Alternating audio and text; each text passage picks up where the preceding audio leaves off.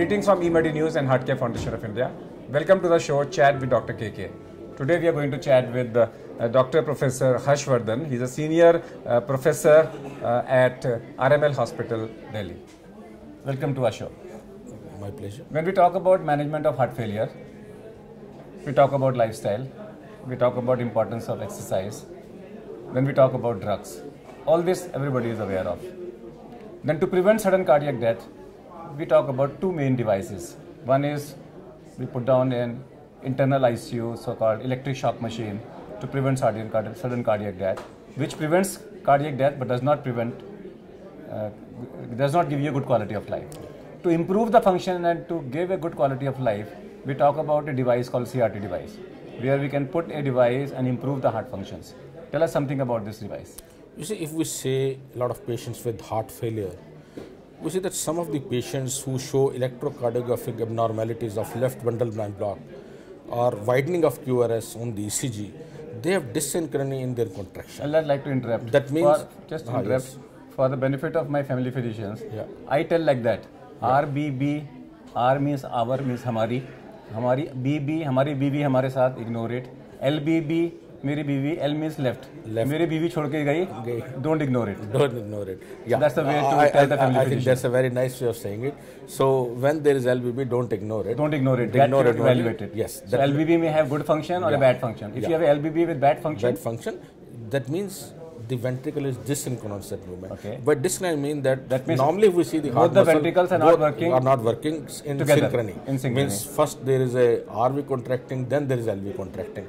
With the result, when they are not contracting simultaneously, the cardiac output will be less because all the valves of left ventricle. So it is something like husband wife में wavelength match नहीं कर रहे. Wavelength match नहीं कर रहे. पहले आपका septum contract कर रहा है, बाद में दूसरा कर रहा है. If that happens, then if you can somehow make them contract simultaneously, all the valves of left ventricle, the total pumping of the heart will be better. So that is there how will be a subset of patients where CRT therapy will help.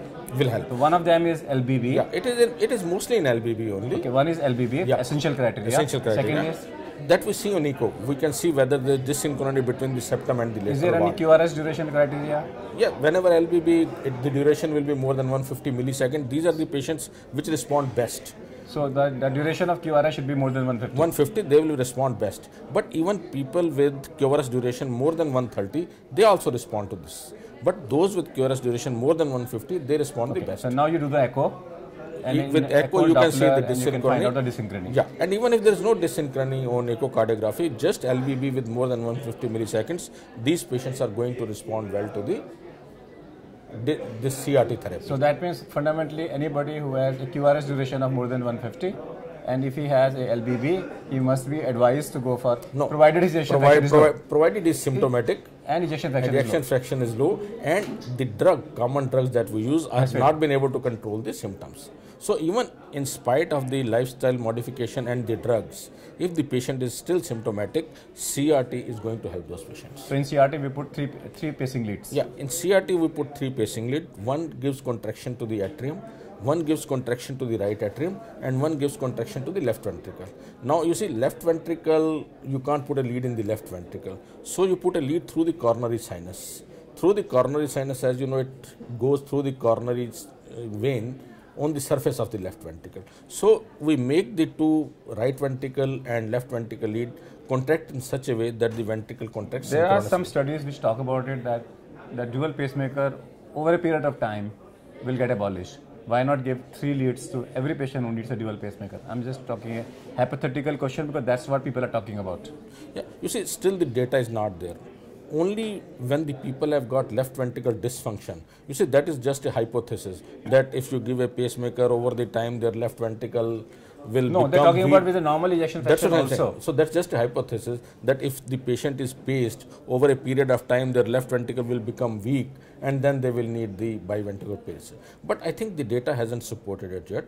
Only if the left ventricle is weak, only then the biventricular pacemaker or the CRT. In which cases we add ICD into it, the internal defibrillator or implantable device. You see, if the patient along with has got a arrhythmias, particularly if a person is of a survived the ejection cardiac fraction death. is less than 30%. You see, that obviously patient will be less than 30% when you're giving CRT, ejection fraction will be low. In that case, if you see, ideally everybody can have it, because it is going to prevent the sudden cardiac death. But I think the people who are more prone to get sudden cardiac death, like those who are survivors of sudden cardiac death, those who have got short runs of ventricular tachycardia on the echocardiograph or on the Holter monitoring, these are the patients who are going to benefit more by adding ICD to the CRT therapy. And we can give a combo device which serves both the function of ICD as well as the CRT in these patients. what is the cost of CRT?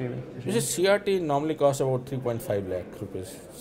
This is I think even less than 3 lakh rupees. And if you combine the two, it costs about 6 lakh rupees. Is there any defined rate by the CGHS for these patients? Yeah, I wouldn't remember offhand, but there are no defined rates by the CGHS. But on the basis of tender, whichever has come lowest, those are the devices that are given to the patients. So it is not that costly, because an implant in a knee also costs. Two implants in a knee cost you the same amount of money. I think for the benefit that it gives, it's not an expense. It's not an expensive. Yeah, if the person really how needs early it the patient will and get, patients get the benefit. How early the patient will show symptomatic You improvement? see, those patients in which the ventricular synchrony starts properly, some of the patients show improvement within 2 to 3 weeks only. Okay. But it's a gradual improvement. Should it also be echo-guided in the cath lab, so that you can also actually see? No, it cannot be echo-guided. No, not echo-guided. Yeah. Echo-assisted. No, in the cath lab. No, there's no need for echo-assistant for the cath lab for the implantation of this device. So you can do it programming. You can do it later. Yeah, you can do it later. Anything else you want to add into CRT? I think one has to find these people who can be benefited by this, and those who are likely to be benefited need to be given this device. But still, it has been seen there is still a lot of research needs to be done. Even in spite of putting the CRT in this group of patients, only 70% of the people responds. 30% patients still don't respond to the CRT therapy, and we still don't know which are the patients who are going to respond. So a person who is non-responder, should he be implanted again? No. It's already implanted. The technique but we can't say. Suppose you find out that the technique was wrong, or the position was wrong, or the lead was not. No, it's not that. But only thing is, we still don't know which are the people who are going to respond and which are the people who are not going to respond. You see, if you are putting something to the venous site, you can't map the position exactly that. Yes, if one is doing surgical implantation, then one can say, okay, this is the point where implantation will help the maximum, but not in the normal endocardium. How do you follow up such cases? You see, these patients are routinely followed up to see by echocardiography whether the synchrony is there, whether any regurgitation of the valve is there, so and how much ejection fraction Doppler, strain rate, and 3D. That's it. All the echocardiography is done routinely in these patients. So, coming away from the CRT, what are your hobbies? Hobbies are reading, listening to the music. Listening or singing? Listening. Listening to the music. If you would not have been a doctor, what you would have become?